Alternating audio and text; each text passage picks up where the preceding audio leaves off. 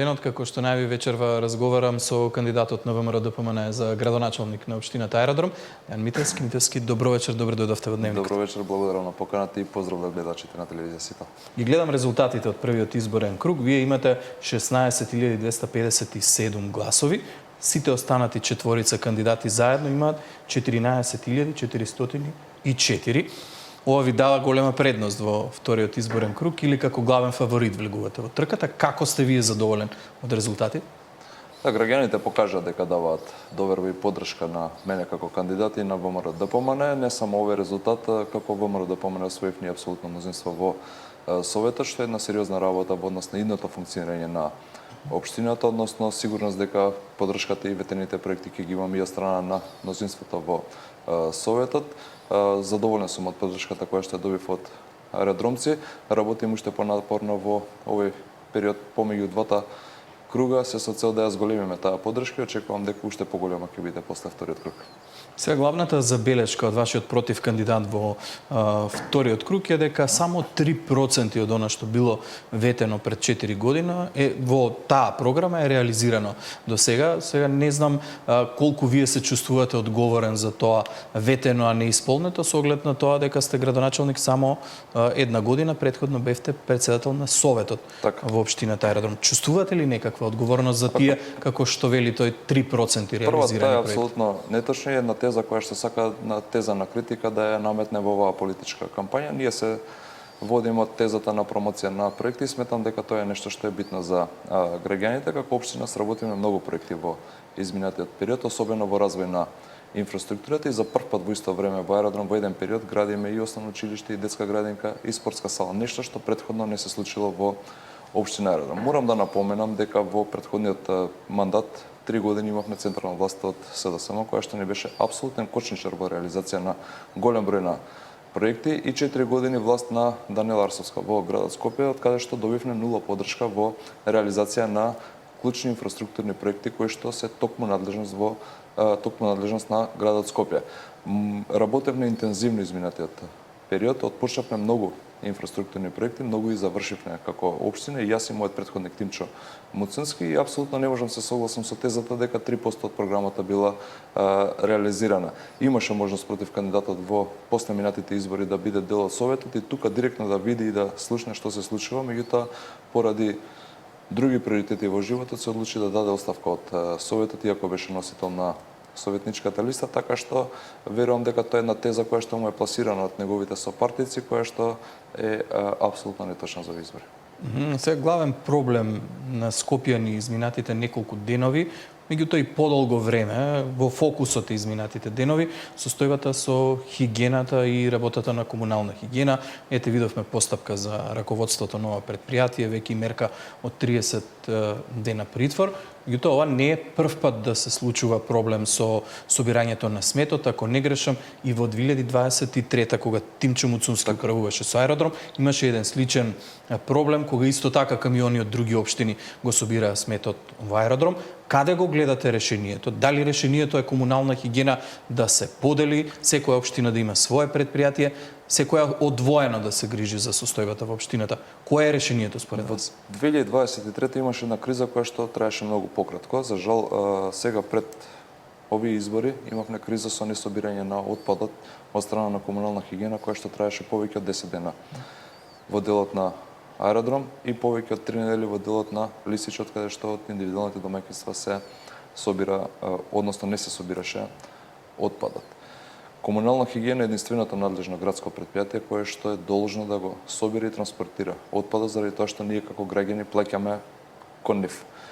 Јас бев првиот градоначалник и единствениот најверојатно кој што поднесе кривична против директорот на комунална хигиена и денеска ги гледаме последиците, односно реакцијата на обвинителството и Министерството за внатрешни работи. Се преземаат интензивни мерки се со цел спречување понатамошно вакво постапување од страна на одговорните. Одговорноста мора да има име и презиме, конечно во Македонија да сватиме дека ако преземаме јавна функција, дека преземаме и одговорност да ги исполниме нашите обврски кон граѓаните, нешто за што сме платени од граѓаните.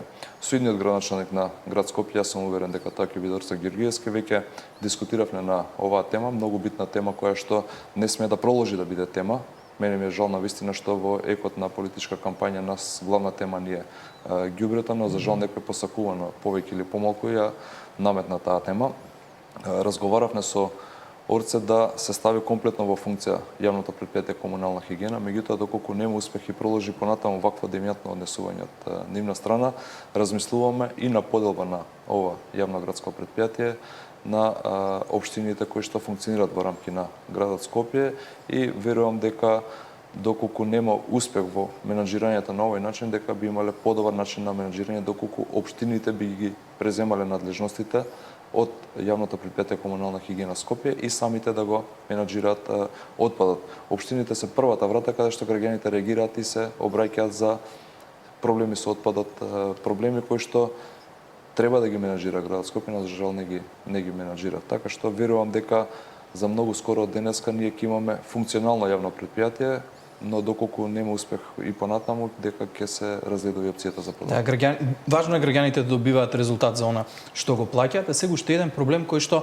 некако со години ги мачи жителите на општината Аеродром, тоа е состојбата со Вардариште. Го споменавте Орце Ѓорѓиевски, гледам во неговата кампања, во неговите спотови се врти видеоматеријал или проекција за неговите планови, планира изградба на парк на просторот на Вардариште, меѓутоа стручни лица велат дека невозможно е на таа локација да се направи парк.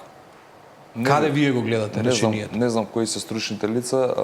Јас со Орце Ѓорѓиевски имаме разговарано и дискутирано студијата која што е направена за депонијата Вардариште, уште во 2014 година, кога претходно беше градоначелник Оце Трајановски. Таа студија потребно да се ажурира, меѓутоа таа физибилити студија изработена токму од стручни лица предвидува третман на депонијата која што после третманот треба да стане парк. Значи сепак треба да има некаков третман за да се исчисти од тие подземни гаси. Орце Ѓорѓиевски во ниту еден момент не каже дека директно на депонијата ние ќе засадиме трева и дека тоа ќе стане парк. Постојат повеќе процеси. Едниот процес е одгасување на депонијата, вториот процес е вадење на површинскиот слој на ѓубре кој што постои на депонијата, поставување на геотекстил, тоа е изолационен материјал кој што треба да биде тампон зона помеѓу долниот слој на депонијата и нова нанесена чиста земја која што треба да служи за посевање, односно за зеленување. Така што тоа е единствениот процес, тие се чекорите кои што стручните лица ги предвидуваат и тоа не е третман кој што е измислен во Македонија. Тоа е третман кој што постои и на тој начин се третирани многу депонии во Европа и во соседството. Каков е временскиот рок на реализација на овој план?